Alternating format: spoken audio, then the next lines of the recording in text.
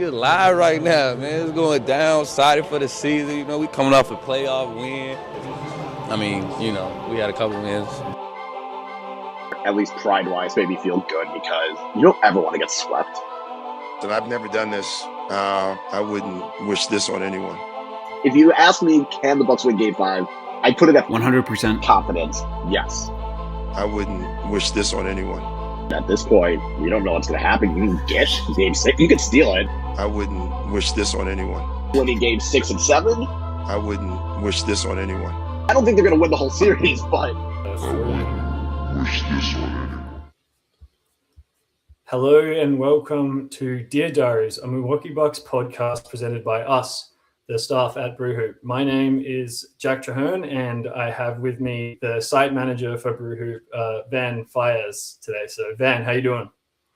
I'm okay, man. It's I think it's spring here. Maybe I'm hopeful. We got up to here about 71 or 72 degrees for you. You're on centigrade, right? That's like 30 or 20, not 30. That's like 21, 22. That's exactly what it is over here as well. No kidding. Yep. Yeah. So, I know.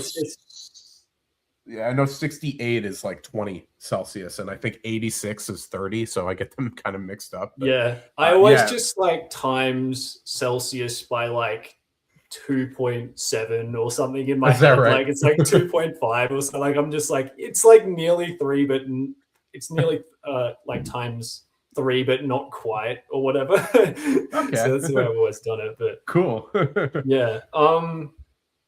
It's like in the late stages of summer over here, and it's like it really nice weather, like probably the best weather of the year. But it'll be cold in about a month for a long time. So I'm just getting out of it, man. Like it's been a long winter, so it's nice. Like we got daylight savings time over here, and you don't start that for what, like another week or two? Yeah, it's relatively soon, but not yet. So like what time? So for us, it kind of went from the sun setting around like, I don't know, 5:45 p.m. like to like 6:45, you know, almost 7. What is it for you down there right now? The sun sets probably like 7:38. I want to say. Yeah. It's fairly late at the moment. So I guess that makes sense. Yeah, and then you'll get daylight savings in like a couple weeks, and then you'll go to like 6:30 or so, move the other way. Got it. Okay. Yep, makes a lot of sense. Yeah. So, speaking of long winter or whatever, the long winter continues for the Bucks. This week there was 3 games. So the first game was against the Atlanta Hawks, and they lost 131 to 113. It was a good first quarter. Even like was it a good first half? I'm not sure if they let it. I would say like they were up, I think 5 at the half, but yeah, in the first quarter they shot like something like 72%. Oh yeah. But then they gave up the lead, you know, kind of midway through that period. I think they'd gotten up to like a 16-point lead. I just remember it because it was like a 16-point second quarter lead that they blew in the third quarter, which was the exact same thing that happened in Chicago last Sunday. And I was at both of those games, so it was like, this is just more of the same. Yeah, because I remember it was 16. We were 16 up at one point, and exactly. Yeah, that first quarter was amazing. Like they weren't missing, and they were really like executing well and stuff. And I was just like, wow, like they look like a pretty well-oiled machine. And then literally just in an instant, it just erased like that. It was really amazing. And then so they end up just kind of like fading out in the final quarter in that game. They then played the Jazz, and this was like, it was like they won 113 to 99, and the end result was like a decent win, but it didn't truly feel that way throughout the game, right? No, it was ugly. I was at Pfizer for that one too.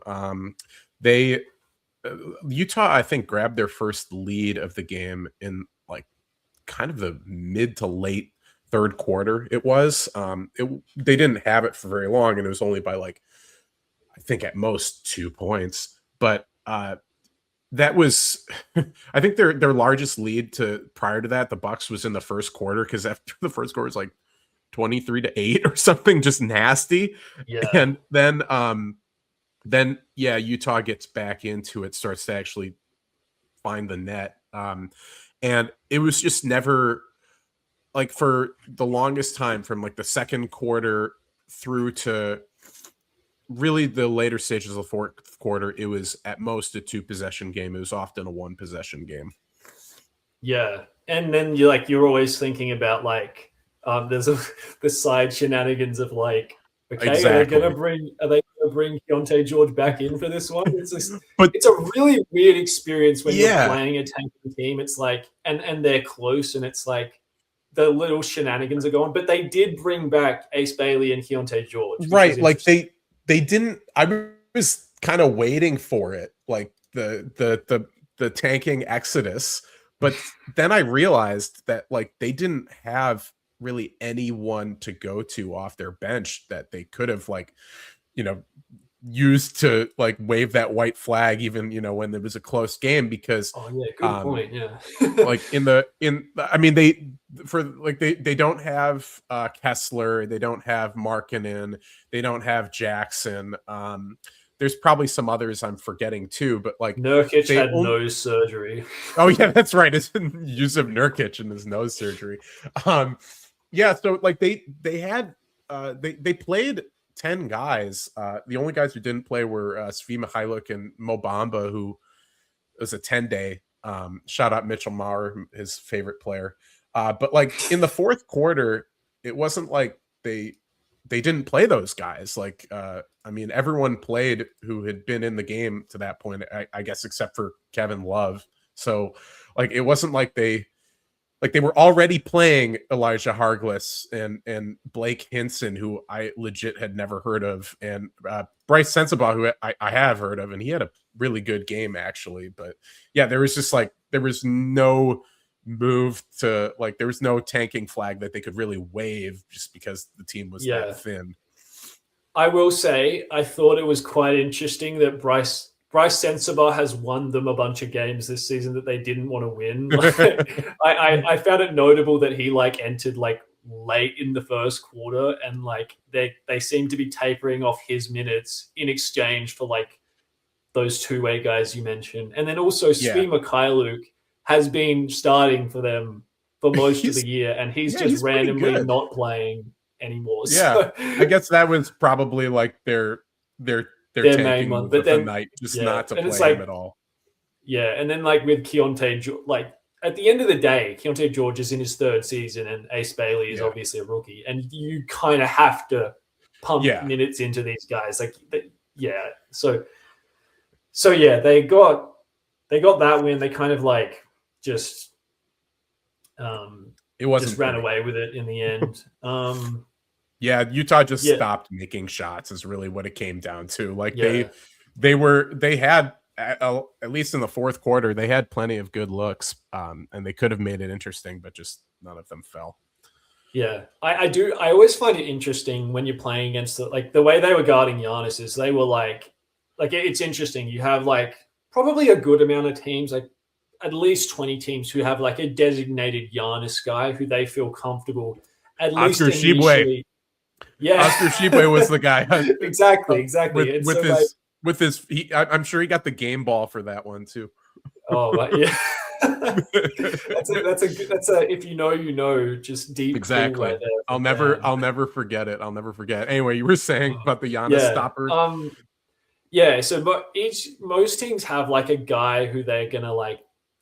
I guess what I'm saying is they're not just gonna immediately send the double. Whereas with the Jazz, they were like, okay, like we're gonna nominally start Oscar Shibwe on him, but we have no one who can actually guard him. So they were just sending immediate doubles. Yeah. And it was kind of just like a matter of time before the dam kind of broke with the way they were defending him. And like, So yeah, it kind of just felt like the Bucks just ran away with Once it in the the end. Bucks made some shots, kind of what it came Exactly, down to. yeah. Like they weren't shooting the ball terribly well in those middle quarters, but like you said, a lot of guys were getting open. They were making. We're going to talk about the passes in that game as well, but like they were making a lot of like the right reads and the right passes. It's just like stuff wasn't falling. Like Yeah. a lot of AJ Green shots, for example, who's just ice cold. So yeah. And then to end on the second night of the back-to-back, which meant that Giannis didn't play, which I was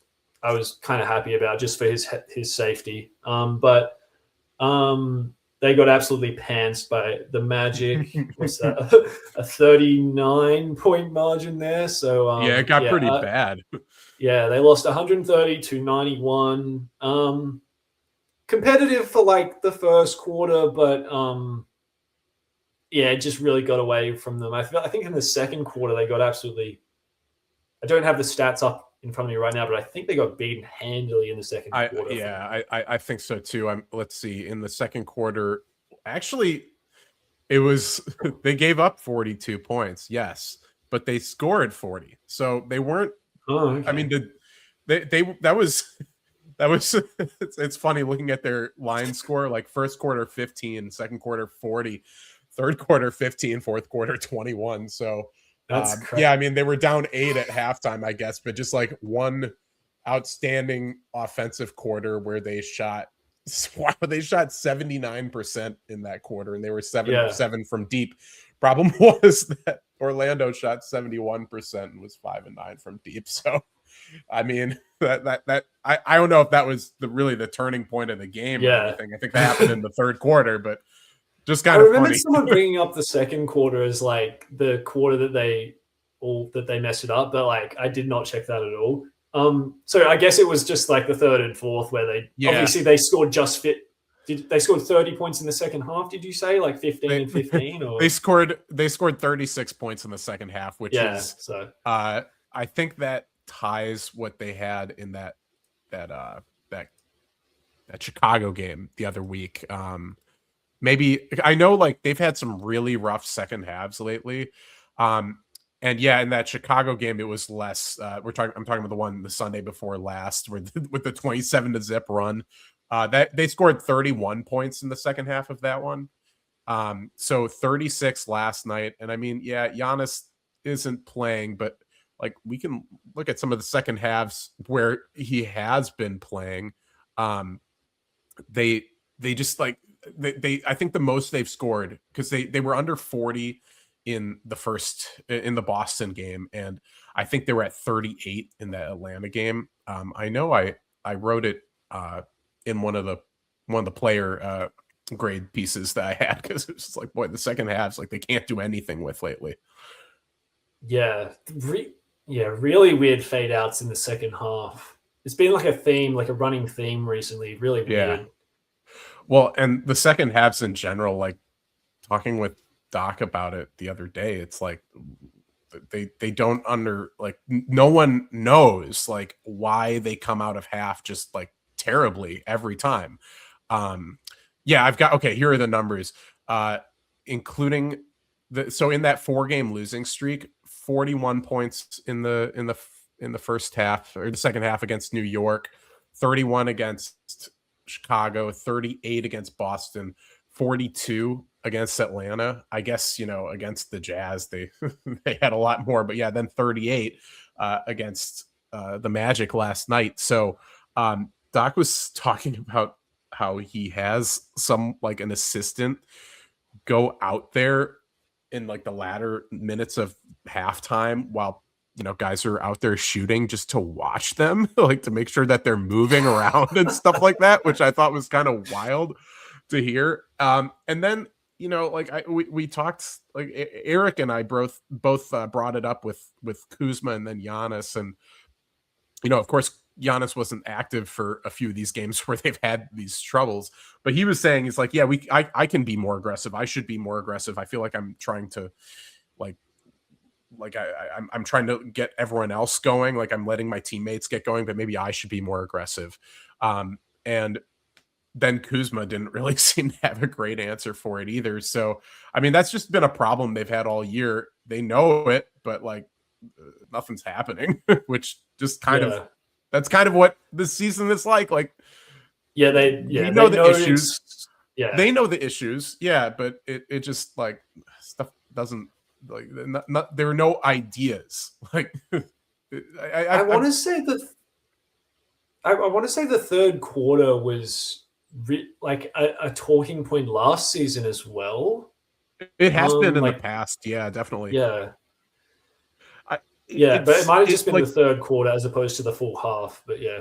Right. Yeah. Like, I mean, Kuzma just said like, oh, we've got this sense of urgency. We don't have this sense of urgency that we get some momentum before the half and then we lose it. And then we don't have the urgency and the other team just snatches it away. And like Doc says, oh, it's defense. We need like more stops. The defense will translate into offense and then we can get out running. But Giannis sort of echoed that. He's like, yeah, we come down the court. We miss a shot. We put our head down. We go the other way. They make a shot. We go to the free throw line. We wait. We look down and everyone's in their head, like is what he's saying. So, it seems like this is because it's an issue like this year and last year. And we've seen some of these issues carry over from previous seasons. Like I thought, rebounding was starting to be an issue last season. Like it didn't show up as much in the numbers, defensive rebounding, but you start to see it a bit more. And like, it's clear to me that what's going on is not like necessarily a physical thing. It's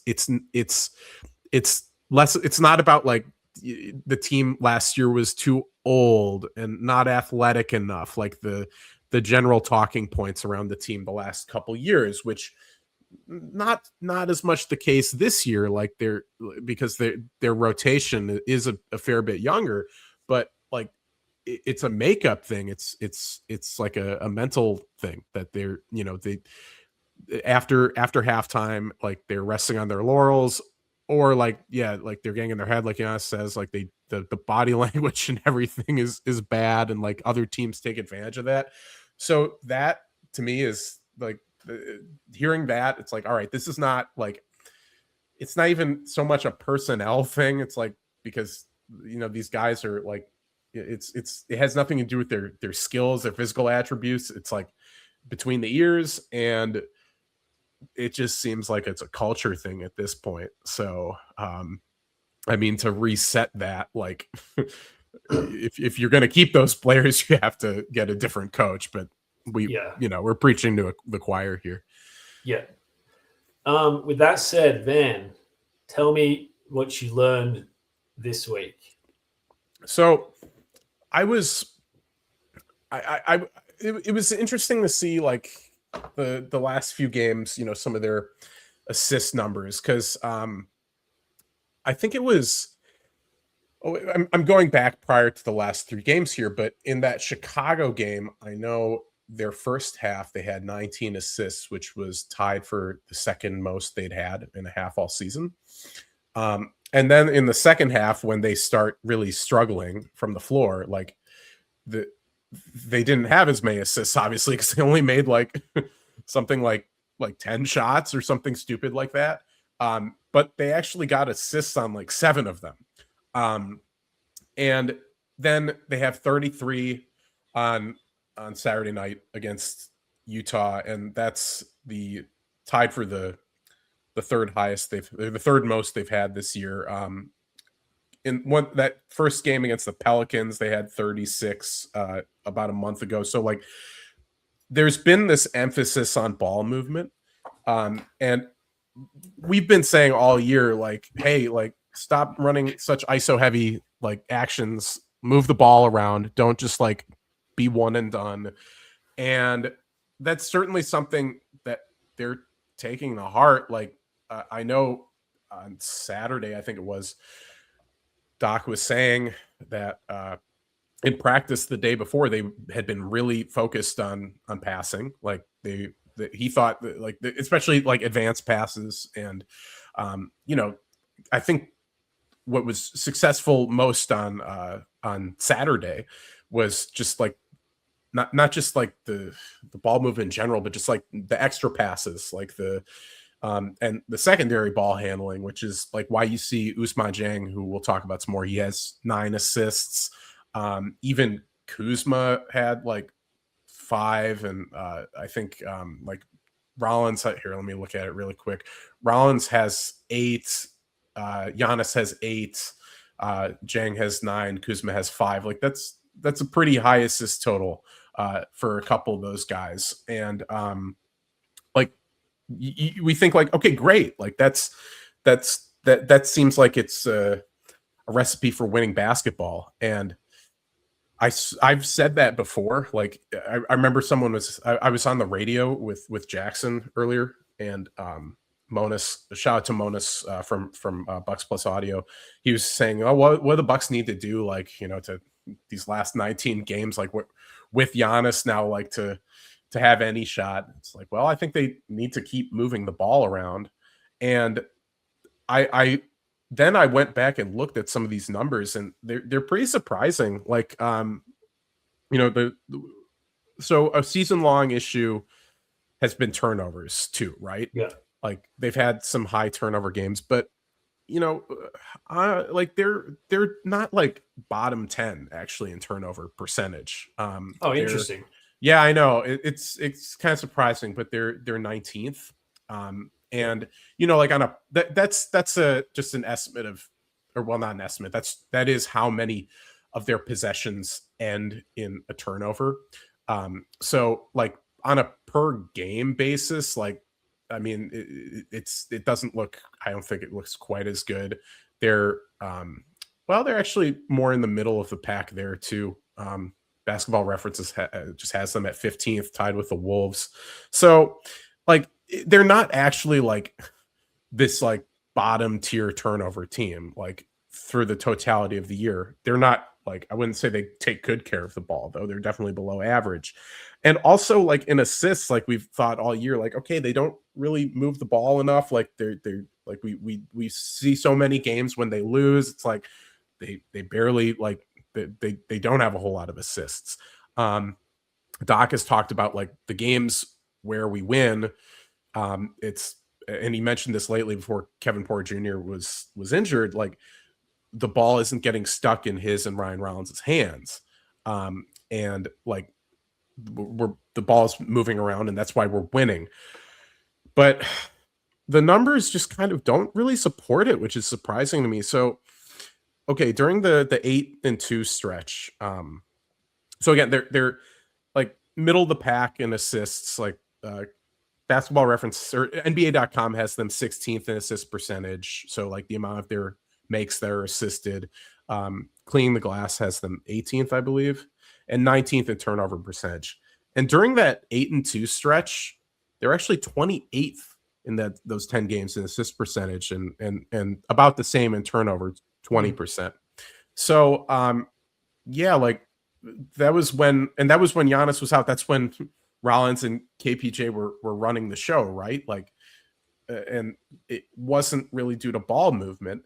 But looking at the last 4 games, or I guess not the last 4, it's the last 5 now, but just since that 8-2 stretch ended, they're 6th in assist percentage and 28th, like third from last in turnover percentage over the last I guess that's now 6 games.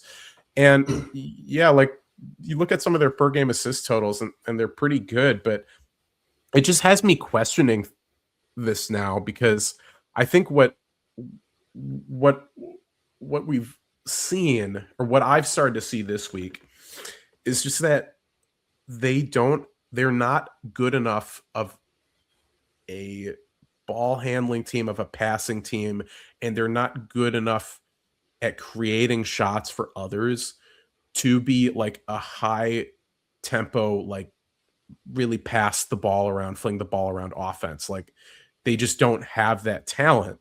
And with Giannis, like I think, you know, most of these games where I'm talking about, like these 6 games, you know, he's been back for 3 of them. And like he's racked up the assists in some of them too. So like I don't think the answer is just more ISO because they're not good enough for that either. But I just don't think that like ball movement is actually like a barometer of success for this particular team. Like, and just with the personnel they have, I don't think like I'm. This is just an observation. I don't know if I have like an answer for that. It's just like it's more just like these guys aren't like this isn't this isn't Dame Lillard, Chris Middleton, or like any of the Bucks distributors that we've seen in the last decade. None of them are out there able to like marshal this offense. Like assist totals. I mean, I think the assist totals probably from last night would have been higher. Like they had 22 assists, but only on 36 makes. Like that's not really like, I mean, that's okay. But they just didn't shoot well from three. Like they've actually shot really poorly from deep the last week or so. Like in the last 5 games, they're only shooting 32%. So they're still second in the league in 3-point percentage, I'm pretty sure, but they've lost like a good point off of that in the last week. So I'm just thinking maybe I just sort of need to, like with this team, like just divorce myself from like the ball handling, like the creation stuff and the passing, just because it's like they're not good enough at it.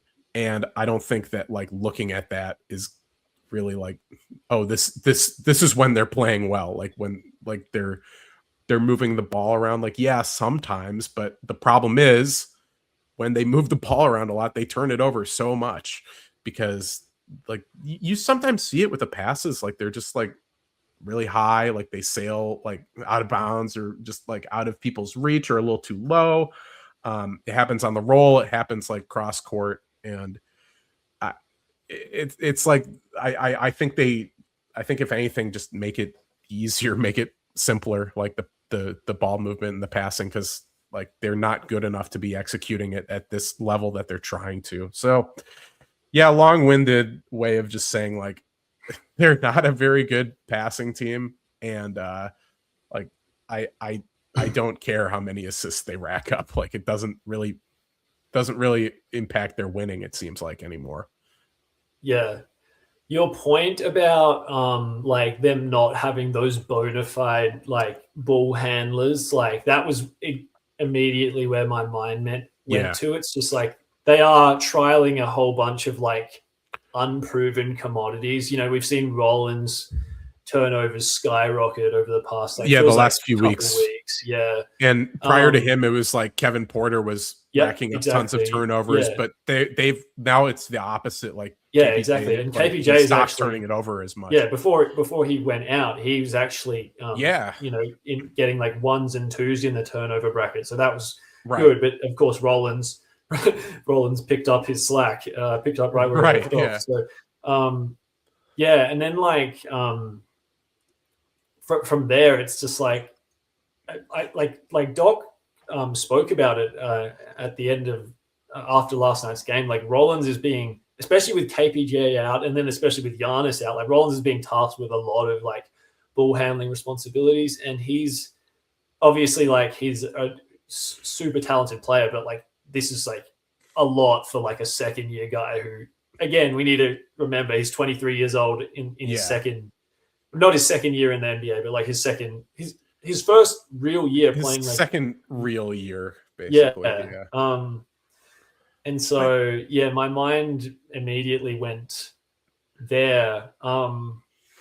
It also, I'd be interested to know, like, just like with Giannis in, like, for example, against Utah, it felt like very easy, like going back to that point about how they were just like, the offense was easy, just give it to Giannis and 2 guys will come to him and then you just have to play from there. But they've been playing some seeming like I'd be interested to know like against the Celtics, like that strategy of just giving it to Giannis, like against these better defenses. I guess what I'm trying to say is like they still need to create there has to be some risk taken to be able to like get into the divots of the defense and like create good shots. So also it's like interesting, like it feels like there's some level of like risk that they need to take in throwing somewhat risky passes, but also like they don't have the right requisite talent to actually succeed in such a strategy. So yeah, it's talking about Rollins. Like another thing, you know, Doc is he said earlier in the season is like, oh, when Giannis isn't playing, I don't like starting Porter and Rollins together. And then like when Giannis was out, he started doing it. They start playing really well. They have some chemistry. Things have kind of, you know, and then the numbers like have sort of gone sideways. Like I was just looking at like some of the advanced stats, like Kevin Porter, he was inside the top 10 in, again, this is turnover percentage. So it's turnovers per 100 plays. That was he was inside the top 10. Now he's down to 14, but Rollins, he's up at 25th right now. I don't think he was quite as high. So yeah, they are kind of trending in opposite directions as ball handlers, but also, you know, Doc is he famously said, "Oh yeah, Rollins isn't a point guard," and like, you know, Doc, like he knows point guards, and he was an all-star point guard himself, and he does, like, for all of his warts, he does have a pretty good track record developing point guards, even in recent years. And I would say Rollins and Scoot are like evidence of that, but he doesn't think of either of them as point guards. He just like he's like he thinks Rollins is like getting closer, but he's also like, but I don't know what a point guard is in this league anymore. And I think that's fair. It's just like, there's no, now that Chris Paul is gone, like who is are there any pure point guards in the league right now? Which is, they don't have to be, but. Yeah, it really does. That is such an interesting question. Cause like, I don't know, do people call Shea a point guard now? Like, like, do people call Steph a point guard? Cause he's always, he kind of plays like a shooting guard a lot of the time, doesn't he? So, yeah, he's always been off the ball a lot. So I don't know, man. I just think like I don't I don't foresee like either of them necessarily. Like Kevin Porter Jr.'s had, like, I think he's averaging about 8 assists this year, isn't he? Like he's 7.4, so pretty good. I think he was close to 8 for a time, but I just don't see either of them. Well, certainly not right now, and I'm not sure if I see either of them developing into like some like just elite like distributor, like someone on, you know, like even like the levels of like I guess like, you know, Harden or someone like that. Certainly like not to that height, but maybe not even to like someone kind of like at Steph's level, or like someone who you don't think of as like a true blue point guard. And that's probably okay. And it'll work with Giannis, but I think they're just, you need like good secondary ball handlers around Giannis. And I think they're good secondary ball handlers, but like that's probably all they should be. I don't really want them to be any more than what they are right now. Yeah. It's really interesting. The way I see, if I have to shoehorn them both into a position, I would say KPJ is more of a point guard than Rollins. I think everyone kind of feels that way too. Yeah. Because his like I watch KPJ and I can see almost the cogs turning in his, like he's gonna turn the ball, like it feels like for his whole career he's gonna turn the ball over, but I can see the cogs turning in like how he reads like pick and roll rotations and stuff, and a lot of the time he actually does pull off those passes, but like he's just no, you know, he's not like some A1 guy that you're like, you know, roll the balls out to him and he's going to do it. And then with Rollins, I mean, part of the reason is like KPJ is like he's playing 6'5", I want to say. Like I think he's 6'5", but like Rollins is like they're both between like 6'3" and 6'5". Rollins is a little bit is actually, I know I said earlier in the year, like I thought KPJ was the shortest one. I think Rollins is probably the shortest but it's not much. But yeah, it feels like KPJ can kind of, just due to that increased height, can kind of see passing lanes a bit better than Rollins can, where it's like maybe.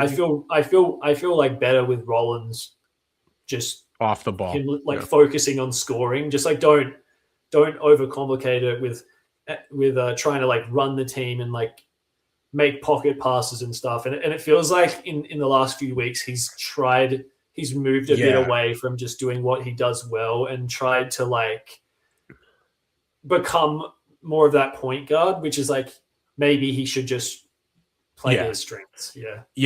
I think like what KPJ has done a lot better in prior to the injury, like recent weeks, whatever, is he's starting to make the easier pass, the right, which is often the right pass. And Rollins just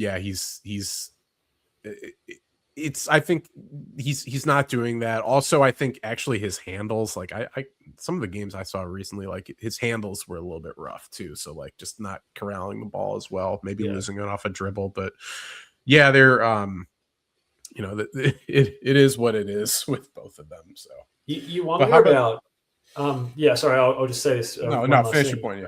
You wonder. The other thing is you wonder about Rollins' fatigue, and I think this is an under-discussed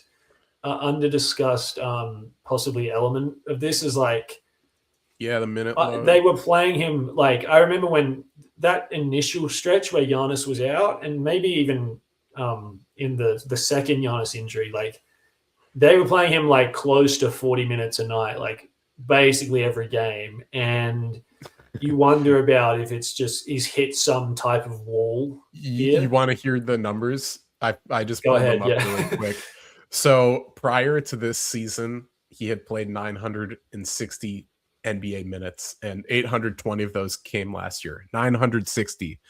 This year, he has played exactly 1,000 more minutes. He's at 1960 right now. So he's more than doubled his career minute low alone. So a wall. I know I'd heard some people talk about that earlier in the season. Like he hit a wall. He does seem less like he seems a little bit less.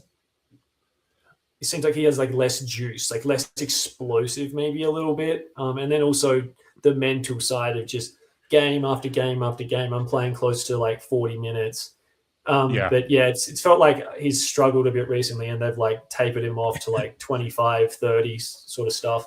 Right. But then Porter gets injured and he has to play a lot. Like, I think he was up around 40 each of the last two games. So or at least the Atlanta and the Utah game, I forget last week. So anyway, but how about you? What have you learned this past week? I learned this week that the season remains like it's a disappointing season, but there have been less disappointing individual players within the season. And I know like we spoke about, Jackson and I spoke about a few of these players in passing last week, but Usman, I wanted to put the spotlight on three players, Usman Jang, Jericho Sims, and Bobby Portis. And I'll start with Usman. I'll start with Usman and then you can give your thoughts. But he just like, it's probably not great that this is a thing, but he feels like one of the four most important players, like one of the 4 or 5 most important players on the team. Like immediately, like it feels like when he's got the ball, you're like, okay, I feel pretty safe that like he's going to make a good decision here, whether it's pass, shoot, dribble. You can really see the basketball IQ. The passing has stuck out to me like heaps. Like I wrote about this in the preview, but it feels like they're stationing him one pass away from the pick and roll ball handler, and so when they put 2 on the ball handler, obviously the rest of the defense has to like help the helper type thing. And they're giving it to him, and he's just throwing it to the open guy. And it seems like a simple skill, and he makes it look really simple. But like, I can count on like one hand the amount of guys on this team who can make that. Oh, right, exactly. Like Yeah, consistently, and he just like, and again, his size really seems to help see over defenses and just hit the guy. Like that Utah game, he had like at least 3 instances of just doing that.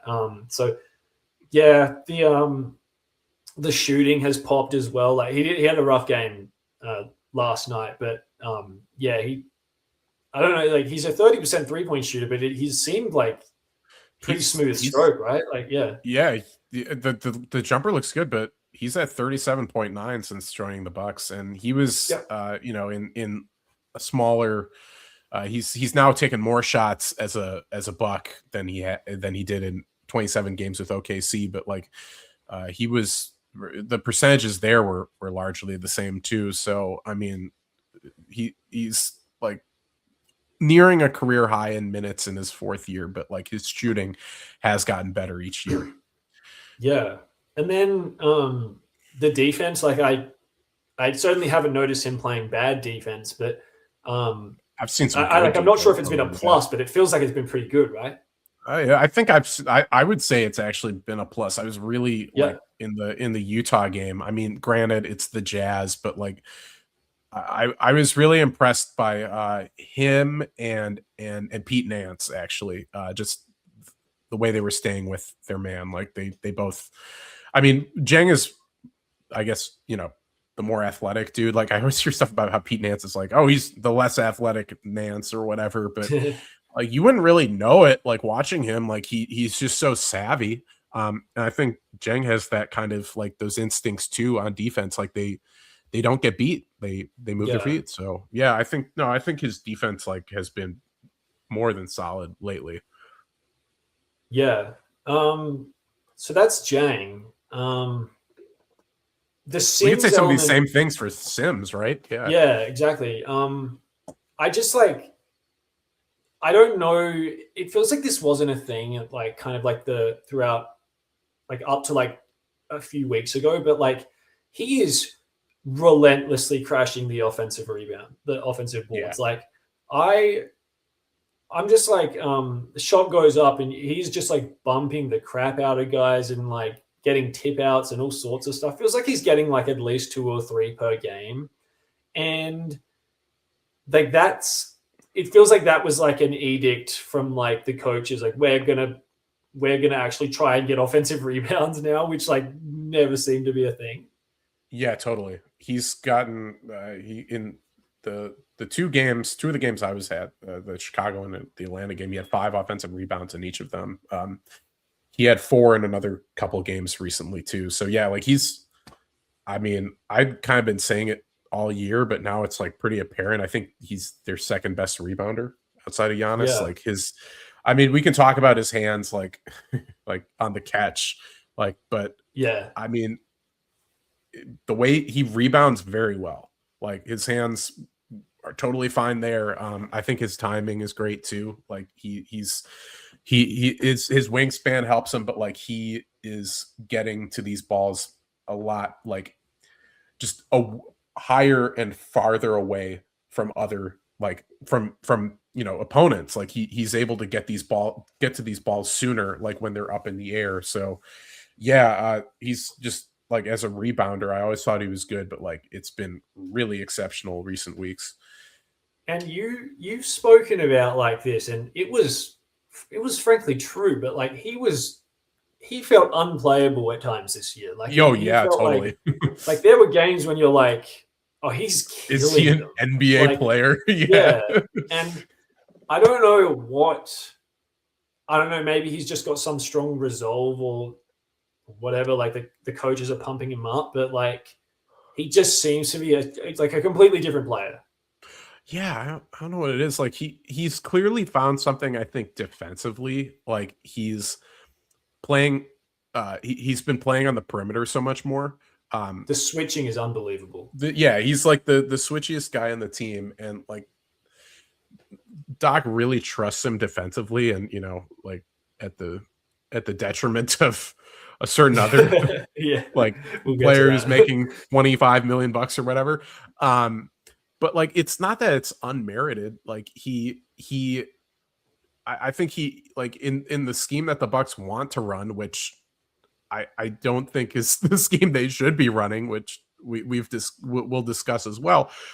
Like he's their best choice at the 5, certainly. Like he can, because and even with I think Turner out there, like I think he can now work just because like it wasn't a good game for him on Banchero last night, but of course earlier in the year, well, in that was it that first or that second Orlando game, he really shut him down. He had a good game on Siakam right before that. Like he's probably their best choice on that type of player.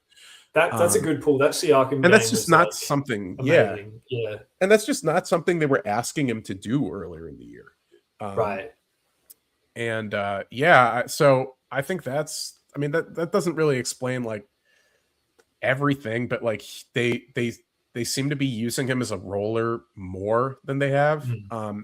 His passing is like he starting to look pretty good too. Like he's racking up a handful of assists a game now. He had a 5 assist game, a couple 4 assist games last month. I'm looking right now. So like it's not like he's Sabonis out there or anything, but he's now like he's not a liability on offense at all now, like because they're now putting him in better spots. Like they're using him a lot better, I think. Yeah, dude, the point about the offense is really good, and I think it sucks for him that KPJ is now out because that's like a lob partner. Like it feels like him. He works well with KPJ and then now Jang. Yeah, now it's they like work those bigger kind of ball handlers that can like throw it over the top. Doesn't feel like there's the greatest synergy with Rollins, but I think he's had a few connections. I remember the Miami Heat game. It feels like he crammed one in clutch time against the Heat. So yeah, it's like the whole thing is like, what do you do with him on offense? And I think part of what you need to do is you need guys who can throw lobs and also guys that are going to be respected. Like you need guys to go over screens in order for him to get them to get downhill. Like, so you kind of he's one of those players where it's like you can't just put him out there with anyone. He needs like a good partner to run pick and roll with. But if you've got that, then you can really reap the benefits of him on the other end. Yeah, I think that might be one of the things with Rollins, because like the chemistry, the 2-man chemistry with him and Porter and now Jing is really good. If only, we had better access to the kind of tracking data just to see like, I can look up how he's doing as a roll man, but like I want to see it like in the direct pick and roll with these guys, because it seems like I don't think that Rollins is necessarily rejecting his screens more, but he's certainly not finding him on the roll as much. That's just like based on my eye test, but like the other 2 guys, they get him the ball. But it hasn't just been like in that kind of situation. I think they've been putting him in the dunker spot a bit more lately too. That's helped him. Yeah, he definitely had some. There's one play that comes to mind where he was roaming the dunker spot, kind of that short corner to short corner area, and Jang hit him last night for a dunk. He had 4 dunks in the first half. Right, yeah, all off just dishes from the guards and stuff. And then Bobby Portis. I mean, we're all harsh on Bobby Portis from time to time, but like I really feel like it's incumbent on like me to like recognize, like, number one, like not even anything on the court, but rain, hail, or shine, this guy brings his hard hat to work, and like like he brings the right attitude. He's always trying to like get the crowd involved and stuff, like, and I've been really impressed with that, because it's been a rough season, and like honestly, like it wouldn't have been good, but I wouldn't have like been like, oh, I don't understand if some people start to like put their head down a little bit. But it feels like he's just like been that like rock kind of the whole season that's kind of like just kind of like brought it every night? Lately, especially, like he's been, I think the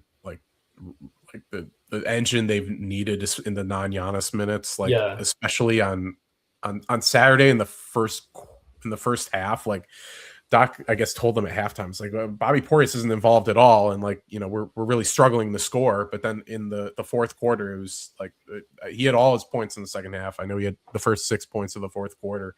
Like they have to like he's shooting so well, but not just from three. Like he's finding nylon from everywhere on the floor right now. Like they have to use him a bit more. Yeah. And that's what I was going to bring up. I can't believe like his shooting this season. Like guys he's becoming a guy where if he catches it and like watch the way teams are guarding him, like it's so clearly on the scouting report that you basically have to have a hand like on top of the ball as soon as he catches it, because he's just letting it go. Like he had one play, like Javon Carter was right in his jock strap at one point on the top of the key, and he just shot it right over him. And he's just shooting it over people, and he's making every shot. And the quick trigger as well, like it feels like his shot has gotten so much. Like take you back to when he was like his first season with the Bucks. That long wind up jumper that he used to have. Like I think it's still pretty slow, but yeah. I've kind of thought it's been like quite. It's better, I don't know, like relatively far. Yeah, it's not good enough for the 3-point contest. I'll say that much. Yeah, you're gonna have to fill me in on that because I did not watch a second. Oh, I didn't watch it either, but like I don't think. Okay. But he didn't get. I just know like he didn't get through his rack because. Like, okay, right. This is interesting. Yeah. Anyway. Yeah, it just like it brings me back to like, man, I wish he could have shot like this in like some, like you remember that the 2022 Boston series? I knew you were gonna say the Boston series. Yeah. Yeah. It felt like he made zero shots that entire series. It was a really bad series for him and a bad matchup. Yeah. Yeah. It feels like man, a couple of things go their way. Like just a couple of things go their way in that series, and obviously Chris Middleton being the main one if he plays, but like sure, just the regrets. Yeah. I know, man. Like game 6, like letting Al Horford. Game 7 was Grant Williams. Game 6, Tatum had like 40 some points, but Al Horford also had a lot too. And I think it was that game. And one of the games was just like, well, they just like stayed on Al Horford's hip a little bit more. Maybe they win that game. But anyway, yeah. I've heard some people like they call Portis like a front runner, and I get it. Like he has in the past, like it seems like he tends to have big games in like less consequential matchups against worse opponents, things like that. But like at the same time, like I mean, he was a really important player for them. But he was a really important player for them in 2021. Like he was. In game 6 of the finals, like in the second half, Portis was really good. He was a big reason they won that game.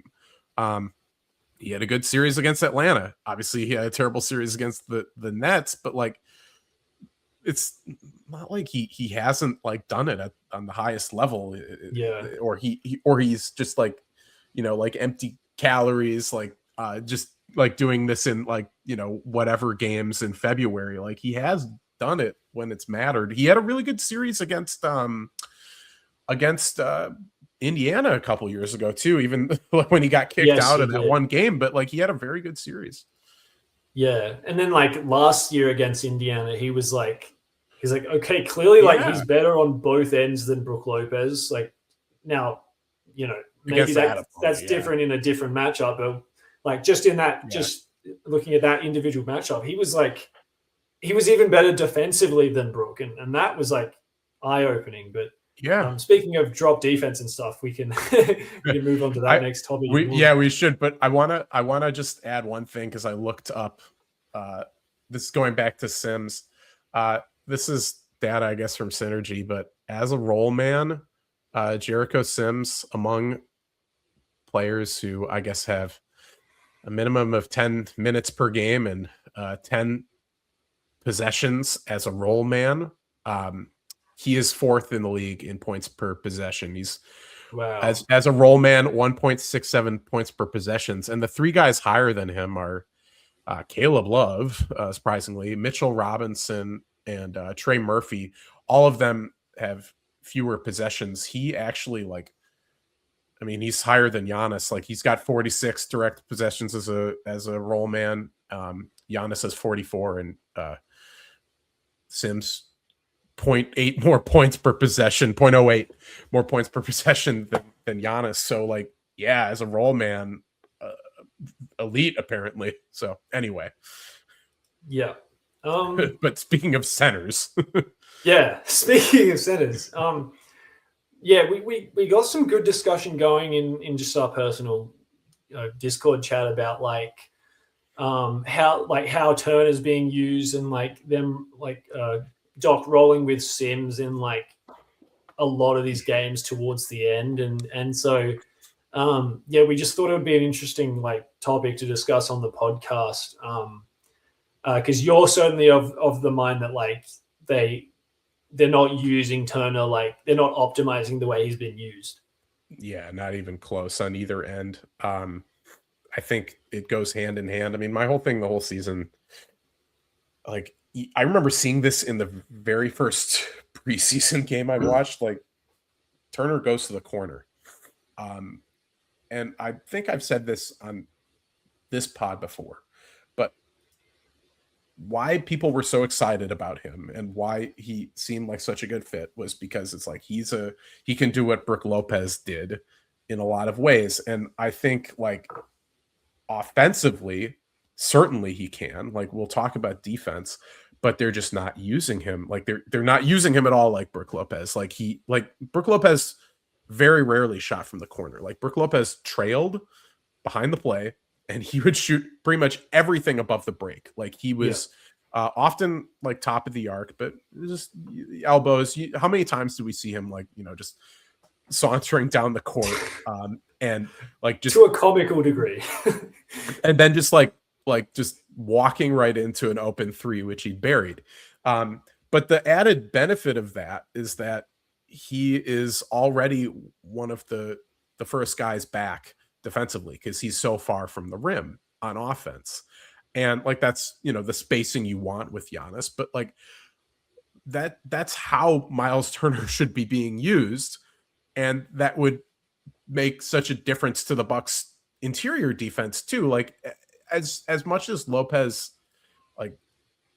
he fell off in certain ways, his play, his defensive, his interior defense was not really one of those things. He was the Bucks were still a very good rim protecting unit last year, not as good as in years past, sure, but now it's the complete opposite.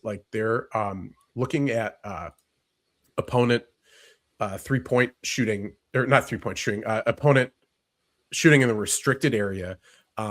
They're in, let's see, I have to sort it the other way because they're 24th in terms of the percentage. Their opponents are shooting 72% in the restricted area, and maybe more importantly, I mean they're shooting more often. They're about 23% of their shots, which is a little above league average of the opponent's shots are coming within the restricted area, but these were never especially under Bud, these were routinely the Bucks were the best in both of these regards.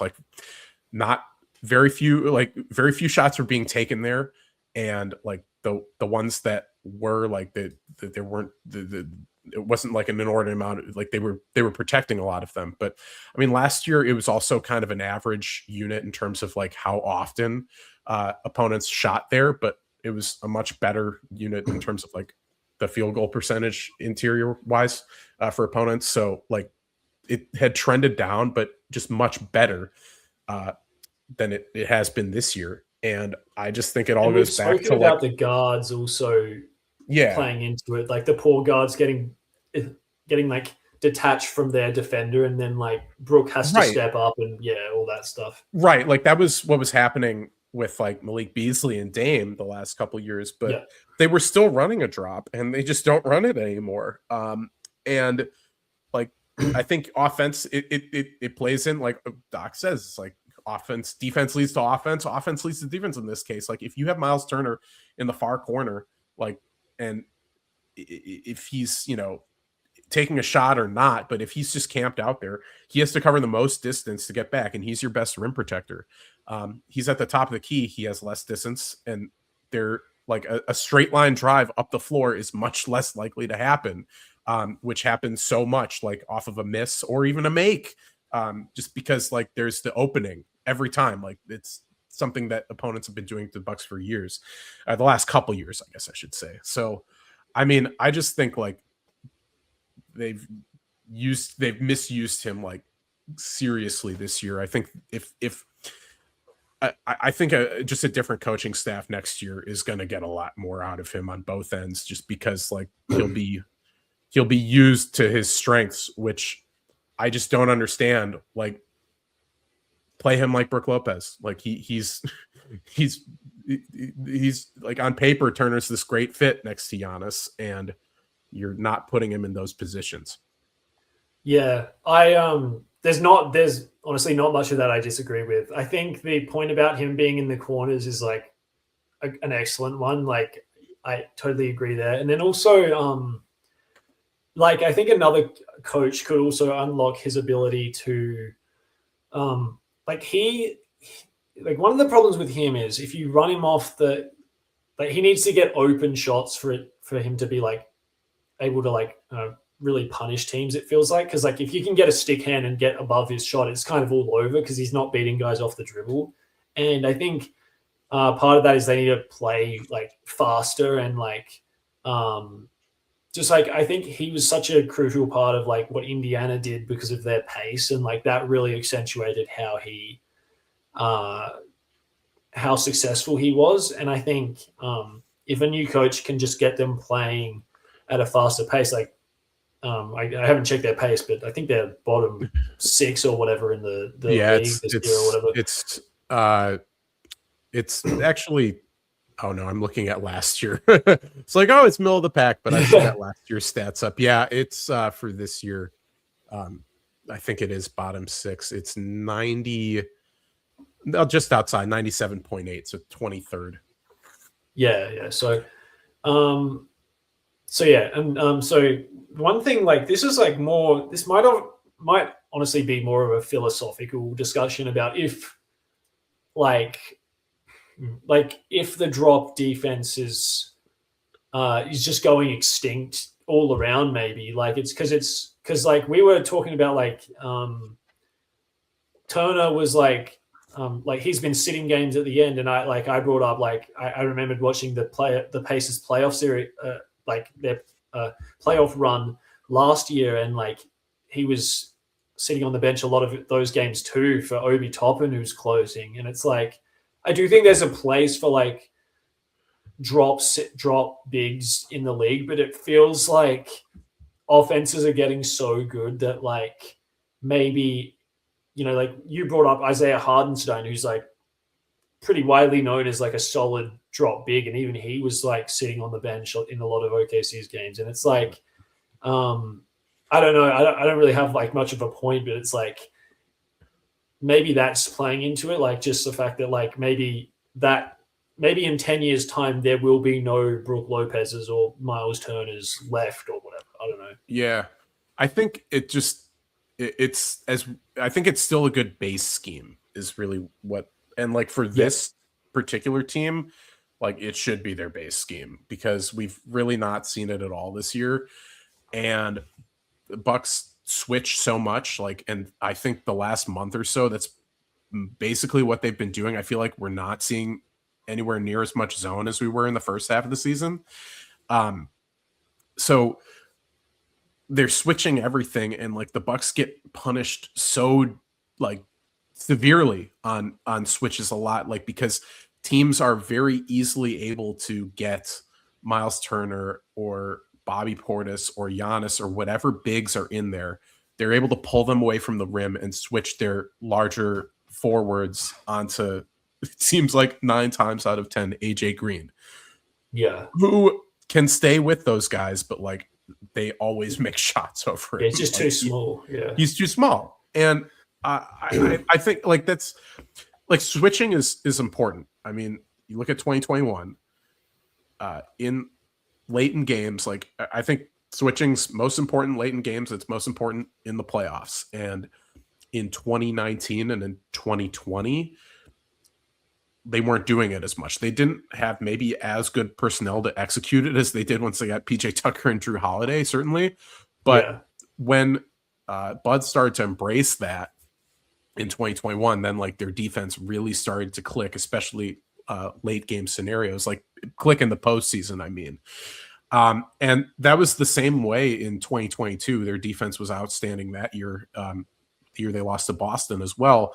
But like Brook Lopez still had a place in those playoff runs, even if he wasn't always playing late in games, just like Isaiah Hartenstein wasn't last year, just like Miles Turner wasn't last year.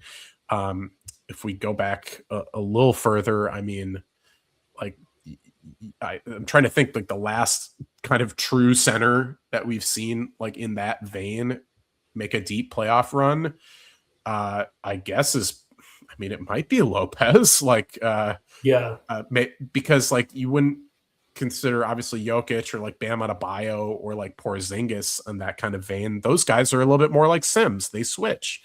So you have to, I think you have to have like both of those as like things you use. But I just think for this particular team with the personnel they have, like their defense, it's a bottom 10 unit, right? I think if they were switching less and they were running drop a bit more, like it would not be that bad. Like they're so terrible at defending like roll men. They've just been so bad at it all year long. So like, what's a good way to prevent that? Just, go over screens and drop your big. But they don't do it. And then also like just the physical specimen that Miles Turner is. Like you probably stood next to him like and been there at games and stuff. Like he's huge and he's gigantic, got long arms. And from you really want to like utilize that frame to like be knocking away balls at the rim and stuff, and like not, because like if he gets pulled out, like guys are going to go around him, and then it's just like all his length is just negated and stuff. So I think you make a good point about it being like a good base defense. I don't really have too much else to add.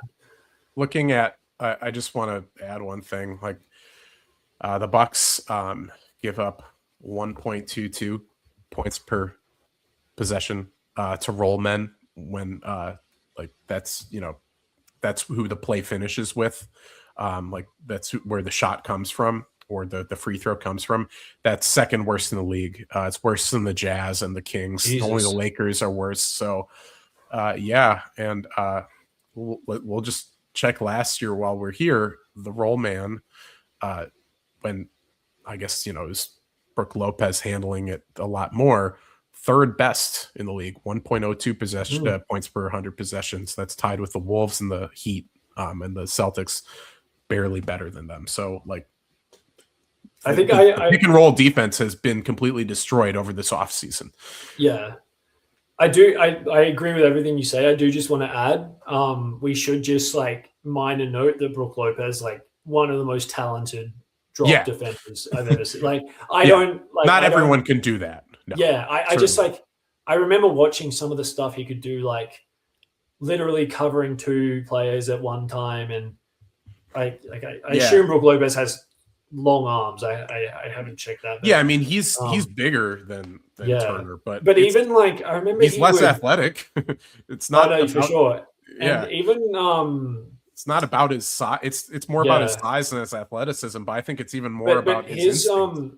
I remember like he used to have plays where like he would block shots with his like left hand. Like just like he has these just intangible skills in the drop that like he might be the best drop defender I've ever seen. Like maybe Wemby or whatever, but like just like a player that I've watched a lot. Like I don't know if I've ever seen a better drop defender than Brook Lopez. Yeah, and like I'm not suggesting that Miles Turner can do that. Like I don't. But he can I be a think Jason.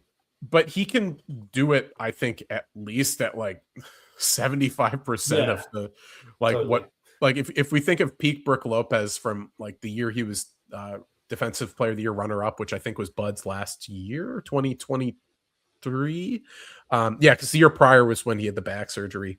I think it's not unreasonable that Miles Turner could be like 75% of that guy if they just used him that way. And like I think that just make a massive difference in this defense. And you don't have to do it late in games necessarily. Like, sure, you can put Jericho Sims out there if you need to switch, but like talk about like points in like the earlier in the game, like maybe the third quarter, you know, just an idea, like right after halftime, like, or in the second quarter, maybe like you sub him in a little bit earlier or something. And like you drop him and you don't get destroyed so much by the roll man. Like then you're not in these positions later in games where it's like, all right, we really need Miles Turner out there because they're destroying us with these switches, or I mean, Jericho Sims. So yeah, I just don't get it. agree. I don't get it. For sure. Anyway. So yeah, do you want to get into our predictions? Yeah, let's go for it. So yeah. Sorry. 4 games we have this week, 4-game week. Wow. So we have the Suns on Tuesday, the Heat on Thursday, the Hawks on Saturday, and then on the second of a back-to-back, the Pacers on Sunday. So Van, give me your predictions for this week. I'm gonna go 1-3. They go back out on the road for the Miami and the Atlanta games, and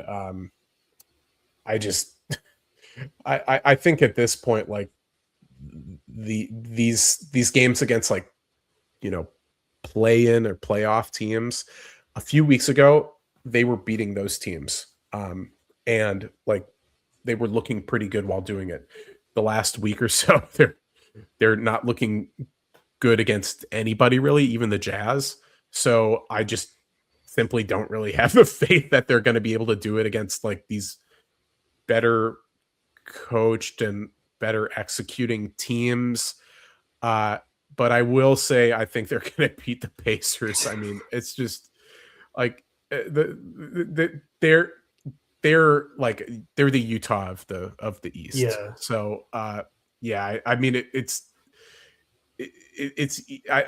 easy to say this, but it's like, okay, we're gonna go through another 4-game losing streak here. And I haven't checked like the injury reports for like, or like what's happening lately with Miami, but Atlanta certainly, like, I mean, Kuminga missed on Wednesday, but I don't think that's supposed to be anything long term, so he'll probably be back, and he's been playing very well for them. So yeah, I don't have high expectations for when they go down south later in the week. But what about you? Yeah, I'm the same. Yeah, I mean the Suns, I'll give the Bucks half a chance against the Suns because they don't have Mark Williams, and they're going to try and defend Giannis with. Is Dylan Brooks going to play either? Like, no, he's out for the season, I assume. Right. I mean, he's got a broken hand. Oh, well, he's Oh, that's right. Yeah, and like I just remember the DUI. Like, but yeah, that's right. He broke his hands. He broke his hand prior to that. That's right. Yeah, like they said, like 3 months or something. Yeah. So I mean, So yeah, that's 2 Giannis's. It's good on you to mention Dylan Brooks because that's another Giannis defender. So like there's a chance against them. I don't give him much chance against the Heat or the Hawks. And then like, yeah, don't get me started on the Pacers. They'll be trying to lose that game because they try and lose every game, and they do so successfly, no matter how shameless they come off. Right. Avita Zubas, are we ever going to play a game? What are we doing here? So we're in agreement 1-3 with the Pacers being the dub, but yeah. like here's the question, like the back-to-back Saturday afternoon, actually these are two afternoon games this weekend in Atlanta, and then they come back the next day on Sunday and play at Fiserv at 2:30. Like, which of those games is Giannis gonna play? This is a great question. I assume it's going to be the Hawks game, actually. And Indiana, they're like, well, no back-to-backs. Of course, we need the win versus Atlanta, because they can then they would get the tiebreaker. Not that matters anymore, but just for keeping up appearances, I think that's probably the one he plays. But I actually think they'll. I mean, I think they can, like we've been saying, like with how Indiana is playing, I think they can beat the Pacers even if they don't have Giannis, just because the Pacers do not want to win games. That was the really interesting part about them playing Giannis against Utah and not against Orlando, because you would have thought that if they're trying to maximize 2 wins, just based on the fact that Utah is going to try and lose that game, you could have played him against Orlando. I frankly, I'm kind of happy about it, because like Orlando are a really physical team, and I don't know, like if I didn't want Giannis to get beat up, I just want him to be like healthy and stuff. But like just purely on like strategy, it was interesting that they played him against Utah in that back-to-back. So maybe I don't know. Maybe they sit him against the Hawks and concede that, and then maybe they just like guarantee the win. But I don't know. Well, I'm trying to find the exact game. So I remember we were talking about this, you and I and Zach Day earlier this year, about how there was a back-to-back that they rested him for. I want to say it was involving Hornets. The Lakers, and then they played. Yes, that's it. They played him against. Well, they played him in both games of that back-to-back from the Hornets and the Lakers, but there was talks like, well, just rest him for that that Lakers game. Like you're not going to win that anyway or something, which, they got, even with him, they lost by 24 points. But yeah, it's like, didn't they rest him for the one of those games that week? Or I'm looking. Remember, I feel like he missed. I don't know. There was something like they strategically. He missed. They played not Washington, Charlotte twice that week. On Wednesday, they did not play him, and then they played him on Friday. They did play him, and they played him in both ends of that back-to-back. And so my argument would have been just play him against the Hornets twice. Yeah, and get that. Sit him against the Lakers. Yeah, I think that was maybe what it was, but it was like the idea was like sit him against the Lakers, and just play him in the games like. You can win, and they should have won that first Hornets game. That was when the Hornets were terrible. Obviously, it's different now, but yeah, I think maybe this time they're probably just going to do the same thing, like play him for the harder opponent, and try to get that win. So yeah, so 1-3, cool. All right, great. Anyway, So do you have your special segment, or are we just going straight on to? I do, but let's do yours first, because we've got a new name for it right now. Yes, miscellaneous segment, Jack's miscellaneous segment. So new name is Ozsplaining, or Ozsplaining. I should say that clearer. It's like Americans say Aussie. He's an Aussie, but you say Oz. Aussie, like it's Z's. Aussie.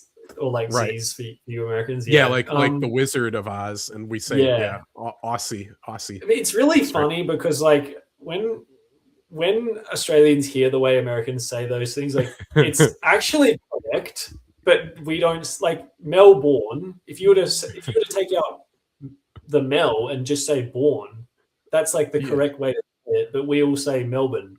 I think we have there's a Melbourne in Florida, and it's like it's not like Bourne, like Jason Bourne. It's, I think a lot of people will say just Burn, like like BURN. But yeah, you guys down there just like kind of just, it's like MELBIN Melbourne. Yeah, that's basically it. So yeah, it's just, I guess this is just a catch-all for like anything Aussie related. Yeah, when you explain the AFL draft or the 36ers, which you should talk about the 36ers, but I'm ready. I'm ready for the slang because I haven't gotten to do this year. So we have 3 slang words today. I'm so excited. So this should be fun. So the first word is, I may have given it away earlier or given you a clue, but stubby holder. yeah, you kind of did. I mean, I don't know exactly what like it is, but I know it's related to beer, because I cracked open this beer before we started, and you're like, oh well, that's gonna play into the slang I had. So I'm gonna assume that's like a koozie. That's what we call them here, like a drink holder. Exactly. Yeah, like like like one of the styrofoam like can holders, basically. Exactly. We call it it's a stubby holder. So I mean, I don't personally drink beer, but we have on this podcast the one guy in Australia who does not drink beer. But basically, yeah. I always try it, and I'm just like, nope. Still think it tastes just really weird. And I'm not. The funniest thing is, I'm not a picky eater or anything. I eat most things, but I've just never been into beer. Picky drinker. But yeah, I think we call stubbies beers. We call beers stubbies as well. So Stubbies. Stubby holder makes sense. That's great. I like that. Maybe I should. I have a bunch of stubby holders. You know, we got to have them for like cookouts and everything like that. When we get out the Bobby. Cookout, that's a very American term as well. Cookout. There's a lot of different terms for it. That's kind of regional. Like we've always kind of said like cookout or grilling, and like, you know, people say barbecue as well. Okay, so word number 2 is cobber. Cobber. Cobber. Boy. Well, I take it it's not someone who repairs your shoes or makes shoes. Let me know if you want a hint. Well, okay, I have an idea, but let me hear the hint. Like a cobber is like a type of person. Like like a type of person, I guess. But it's not a person. It's not a cobbler. It's not someone who makes shoes. No. Okay. Nor is it a dessert cobbler. yeah. That the other cobbler. I for some reason I was thinking like it had something to do with someone's head. Like that just sounds like, you know, what you might like what some maybe in Australia it's like they call like your head, like I got hit in the cob by a rugby ball or whatever. I don't know. So okay, it's a type of person. Like I'm trying to you have your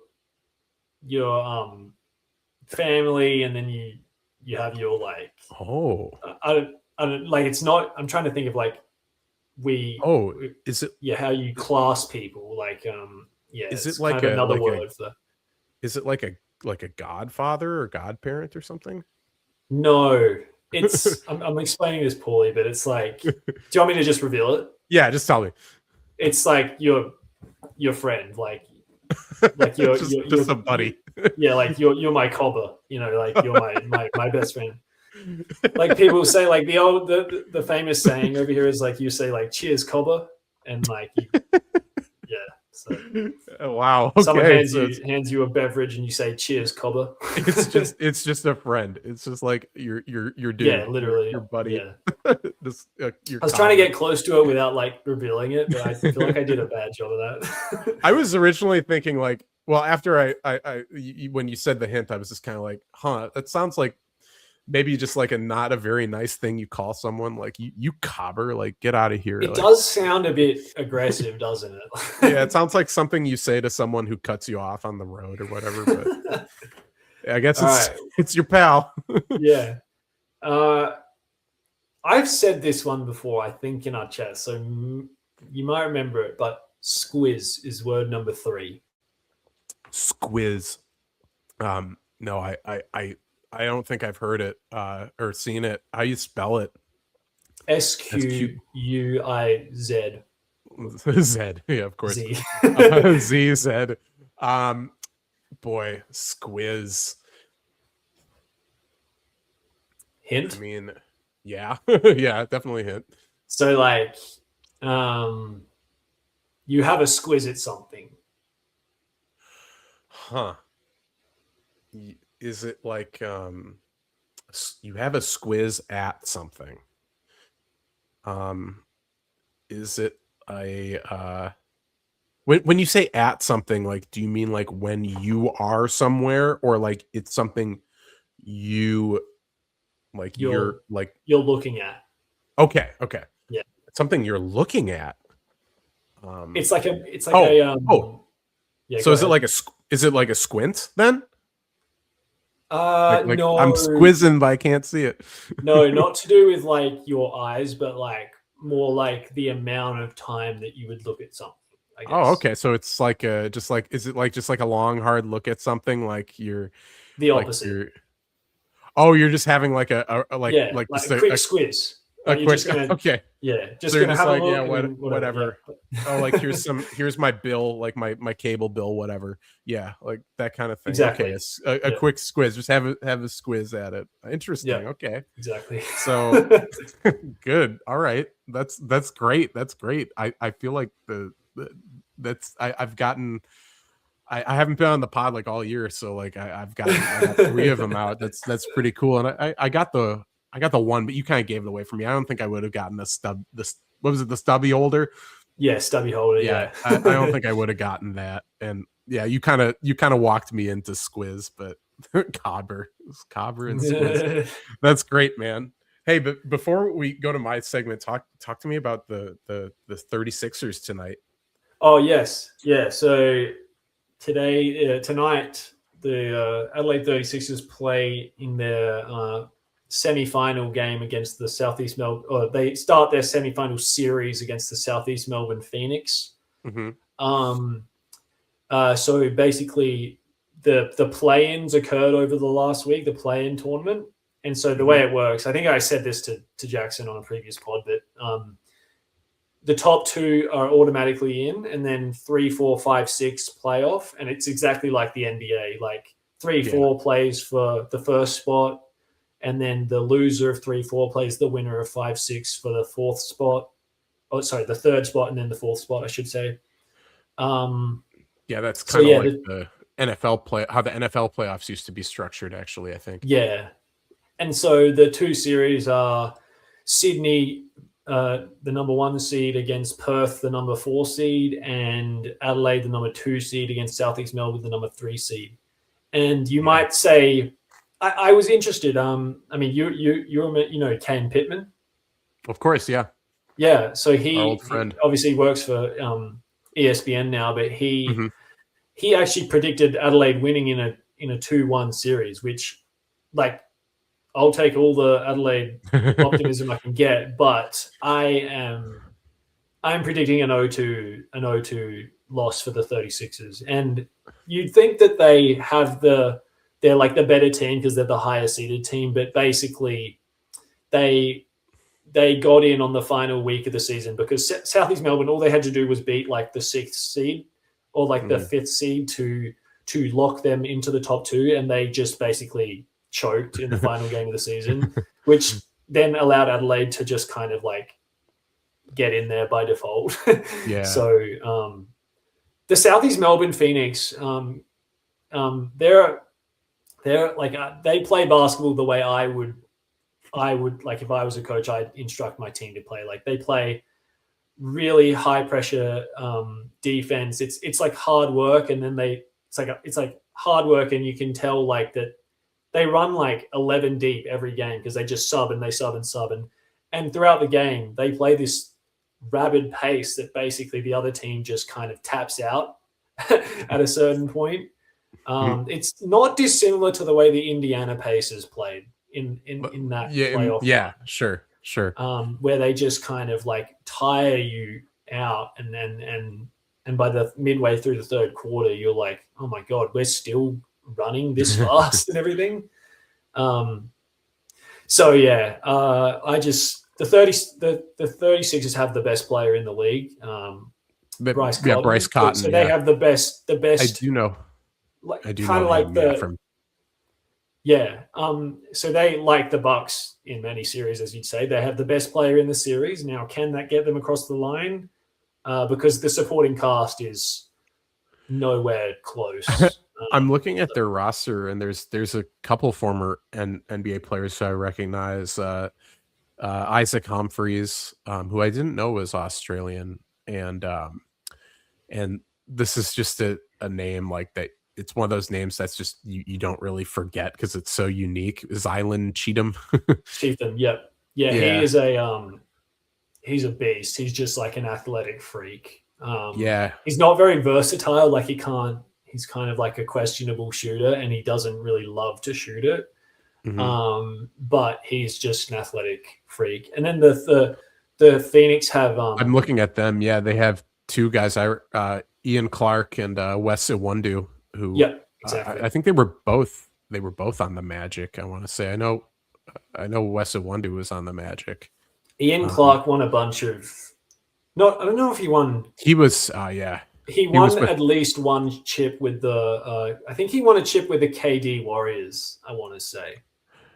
Yes, you are right. He did the first year he was on that Warriors team, but he didn't actually play for the Jazz. He's only, for some reason I thought he was a bigger guy, but he's just a small guard. So, but yeah, he played in the NBA for like parts of like a good amount, 8 years. Yeah, Jazz, Warriors, Pelicans for a couple years. Never really any good. But yeah, okay. So a couple former players. Yeah, he was one of those guys with the Warriors where, like, you know how they had like their stars, and then they had like the guys who would do like the split cuts and like run off kind of like screens. He was actually quite a good supplementary player on those teams, but yeah, he's not really like an NBA player. Like when he went to the Pelicans, it was kind of just like, okay, like you're kind of like Steph, and that made you probably look better than you were. But system pretty good in the NBL. Like, you know, with the reduced like athleticism and size, like he kind of like is quite a good player, even at his age. Like he'd be like 30, 35 maybe. I was just looking at him. He is now, he's 35. Wow. Okay. Yeah. So he's still playing. If whoever wins, like you like, are you assuming that Sydney will be in the finals? Yeah, I'm assuming they win it all. Yeah, they have several former Bucks on, obviously Delhi and Torrey Craig, and then Jalen Galloway wasn't like, I think he was like a summer league Buck, but he played for the Herd. He was on a two-way. Yeah, he was on a two-way like in the off season or something like that. Like he never played on the, like he's never played an NBA game. So, but he was a Milwaukee Buck. Like Sydney are just stacked. Like they've had Torrey Craig. Like I think he'll be starting like in the finals, but like he was just coming off the bench and playing like 25 minutes a game for them. Like it's just an embarrassment of riches for that team. They're like the New York Yankees or the like, I guess in basketball just the Dodgers. I don't know. Like, is there a cap? Like, is there a salary cap, and like, is there any attempt to level the playing field? Yeah. So basically, you need to have a rich owner. Basically, so you can. That's like baseball. Yeah, it's exactly like the NBA. You get given a certain amount of there's a cap given to you by the league, and then if you want to exceed that, then your owner has to pay the rest. Luxury tax, so, sure. Yeah. Okay. Yeah. All right. It makes sense. Yeah. So yeah, let's get into your segment then. Sure. Okay. Yeah. The Warped Tour is back. I was okay. Have you, Jack? I mean, he's a very famous like singer and guitarist of decades gone by, but I don't know if he's as well known in Australia. And you're a bit younger than me, but Roy Orbison, do you know who he is? I've definitely heard of him, but I couldn't tell you Sure. his songs or anything. Probably like his most famous song is Pretty Woman. Pretty woman Oh coming yeah, down the street. Yeah. And he was I mean he had a number of other ones too, but that's just like the one everyone knows. But a guy who was like saying most of his songs, like his big hits were like late 50s, early 60s. He was kind of a contemporary of like Elvis and Johnny Cash and those guys. But I was randomly watching something popped up on my algorithm on YouTube the other day. And I was like, oh, this sounds interesting. It was like, cause I love old, like, you know, not just like classic rock, but like the oldies, like, you know, the Beach Boys and the Rolling Stones and like even before that, like old doo-wop and stuff like that is always good, but and Motown. But so Roy Orbison I've known from a very young age, and this video is like what the stars of the 50s, like how they tried to adapt to like the psychedelic rock of like the late 60s, and how, like, you know, some of them it didn't really go so well. And this video talked about Roy Orbison, and I had to I knew that this was the song I would pick because it talked about this song he has released in 1969. So like right in the height of, like, you know, the psychedelic era, like, you know, Jimi Hendrix and everything. But the song is called Southbound Jericho Parkway. So got a had to bring that up. Yeah, had to bring that up. I listened to it, and I mean, like Roy Orbison had he had a very good career. This was just like a little downturn. Earlier this year, like I think one of the last times I did the Warped Tour, I talked about a song by the Traveling Wilburys, who were this super group of George Harrison, Tom Petty, who's it? No, who am I forgetting? Jeff Lynne, and Bob Dylan, and then Roy Orbison. So like that was just a band. They released a couple albums in the late 80s. And Roy Orbison. I've heard of a good amount of those guys. Of course, yeah. And Roy Orbison, they asked him to join, but he was kind of like a generation before, he was a generation before at least one, all those guys, like even before Dylan. And he died right around the time they were starting to like make music, but he kind of had this late career resurgence because this song that he put out like in the late 70s, like where he was just trying to like stay relevant. Yeah, it's not one of his bangers. It's just like not a tune that you can. It's like not a tune you can whistle or like you'd remember. Like it doesn't have a hook really, and the lyrics are they're quite like they're kind of bizarre. Like they're pretty dark, but also like there's it starts off pretty nebulous. Like the first lyrics are there was a man whose memories were made up of nothing. He pushed the elevator button and go home to nothing.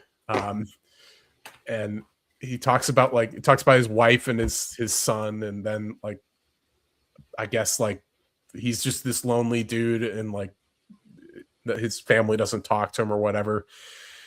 Then it talks about South Jericho Parkway is what you would call a one-way street. And then it talks about some other, like, I think the same guy, like, committing suicide by, like, driving his car into, like, a Jesus. wall. Wow. Yeah. So, like, pretty dark, but also kind of, like, a little bit, like, out there, like, the lyrics at the end, it's like the sun rose and the sun set as it always has. People yet unknown were busy being born, and when time was past. It's just, it's a weird tune. The lyrics are weird, and I feel like it was trying to be. Do you know the song "Good Vibrations"? The Beach Boys. not I'm picking like up just. good vibrations. Oh yeah, of course, yeah. So that's like, I want to say like Rolling Stone or someone called that like the best song ever written at one point, and it is just like, I think objectively a great song. And one of the things that's unique about it, and it was of that same era, like the late 60s, there were just like all these different sections of the song that were like very distinct from each other. Yeah. Like they didn't sound anything like each other, and they came back to like the chorus a couple times, I guess 3 times, but But it this was one just isn't. yeah, like this one Yeah. just has like 4 or 5 different sections that like none of them are catchy, none of them like have really good melodies. I mean, Roy Orbison, like he's great, he has this amazing voice, but like he didn't write this song or anything. It's just some young dude in Nashville, I guess. But yeah, it's Southbound Jericho Parkway by Roy Orbison. The second time Roy Orbison has been a part of the Warped Tour, technically. So There you go. Although the last song question. we talked about, yeah, go ahead.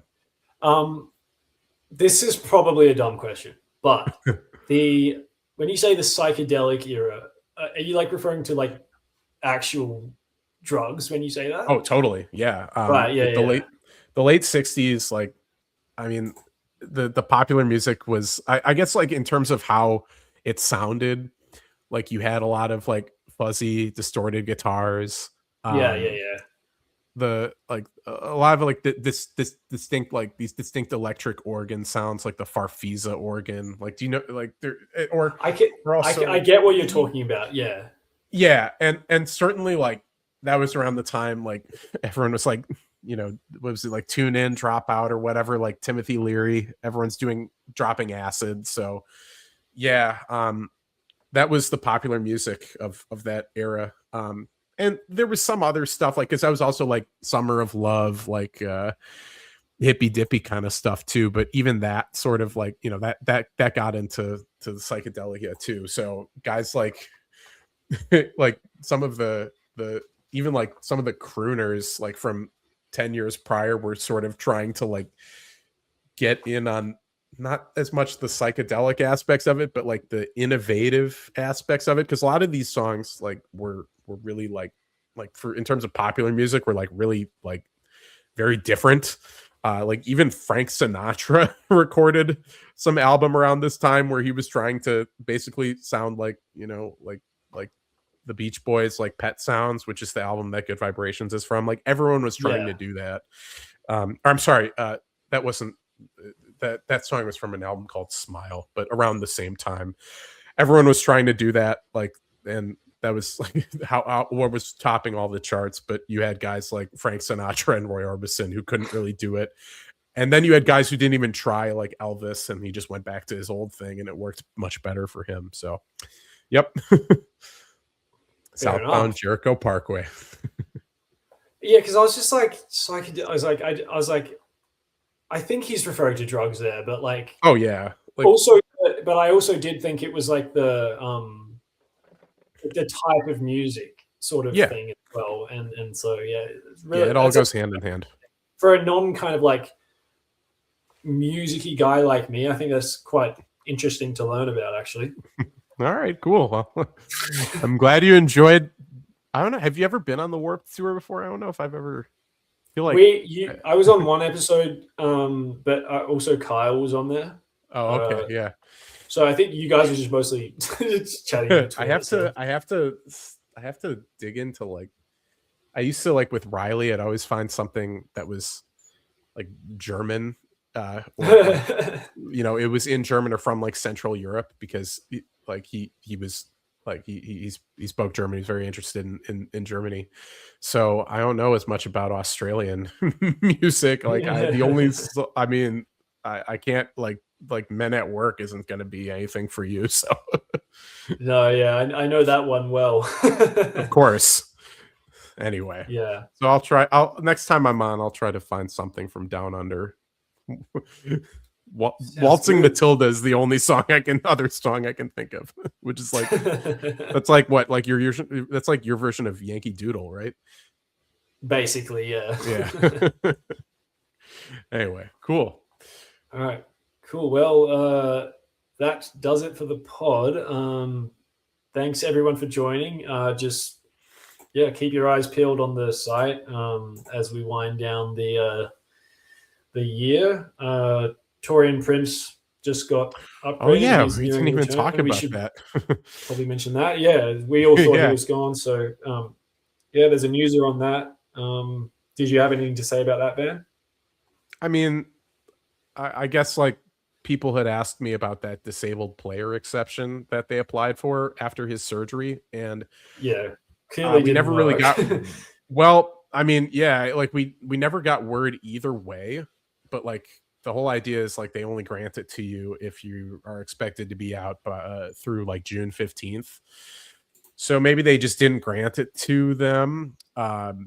Regardless, like it doesn't matter, and like they weren't going to use it anyway because it's only worth like 1.6 million. So like that's not gonna. It doesn't get you an extra roster spot. So it's not really a lot of those don't get used. Yeah. But Eric Pincus, I saw something today. He said like, "Oh yeah, these are the trade exceptions that are going to expire soon," and he listed the Torian Prince disabled player exception. I'm like, oh, I didn't hear about that getting approved. So I might DM him and see if he heard anything about it, but it doesn't matter. So welcome back, TP. Enjoy Anyway. the wreck of what has Have a good time with all this. All right. Cool. Well, thanks for everyone for joining, and we'll see you next time.